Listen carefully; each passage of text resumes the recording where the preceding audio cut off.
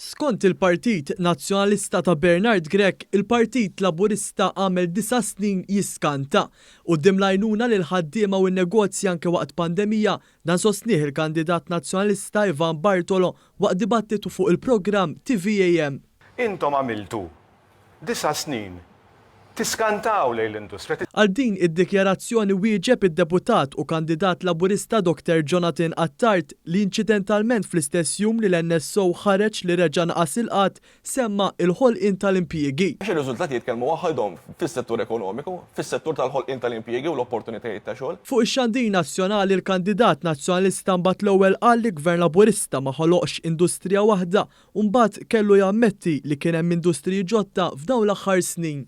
Fl-aħħar 9 snin dal-pajjiż ma ħoloqx industrija waħda ġdida.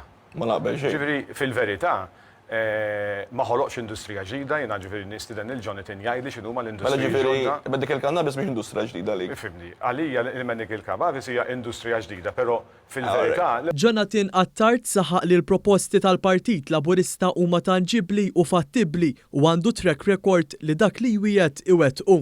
Għax il-Partit Laburista huwa kredibbli, il-Partit Laburista ta' fejniet miegħu, Partit Laburista dak li jitkellem fuq, dak li proponi, dak li jwettqu bl-ikbar serjetà u n-nies jafu hemm barra li meta nitkellmu fuq proposti dan, l-proposti jitwettqu bl-akbar responsabilità, jitwettqu bl-akbar serjetà u jafu li r-riżultati fl-aħħar mill-aħħar jaslu.